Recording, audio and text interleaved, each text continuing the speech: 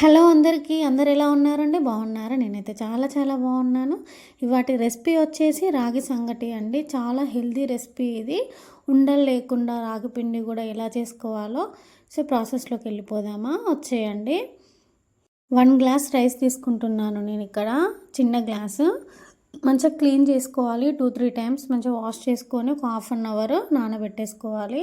ఒక cooker bowl తీసుకొని అందులో మనం నానబెట్టి పెట్టుకున్న బియ్యాన్ని వేసేసుకోవాలి. ఎసరు కోసం 10 గ్లాసుల దాకా వాటర్ తీసుకున్నాను. ఏ గ్లాస్తో అయితే రైస్ తీసుకున్నానో ఆ గ్లాస్తోనే వాటర్ తీసుకున్నాను.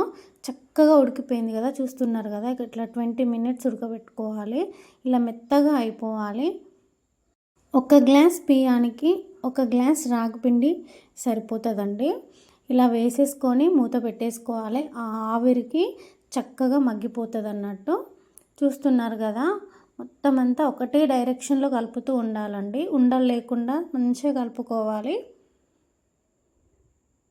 నోట్లో వేసుకుంటే కరిగిపోయేలా ఉండాలి. ఇలా కలుపుతూ ఉంటుంటే మనకు కొంచెం టైట్గా అనిపిస్తే కొద్దిగా ఆయిల్ అయినా నెయ్యి అయినా వేసేసుకొని చక్కగా కలుపుకోవాలి. కలుపుకొని ఒక 5 మినిట్స్ స్టవ్ మీద ఉంచేసి ఆఫ్ చేసేయడమేనండి. ఒక బౌల్ తీసుకొని అందులో ఆయిల్ పోసి ఇట్లా స్ప్రెడ్ చేసుకోవాలి.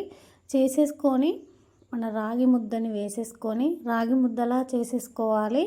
అంతేనండి, simple process and healthy recipe. నేను తీసుకున్న పిండికైతే 3కి సరిపోతుందండి రాగి సంగటి. చాలా చాలా బాగా వచ్చాయి. మీరు కూడా తప్పకుండా ట్రై చేయండి. ఇప్పటివరకు అయితే ట్రై చేయని వాళ్ళైతే హెల్దీ రెసిపీ కాబట్టి. ఈ రాగి సంగటి చికెన్లోకైనా మటన్లోకైనా చాలా చాలా బాగుంటుందండి. ఇన్ కేస్ నాన్ వెజ్ తినని వాళ్ళైతే ఏ పచ్చడితో అయినా తినేయచ్చు. ఈ వీడియో కనుక మీకు నచ్చినట్లయితే చిన్న లైక్ ఇవ్వండి.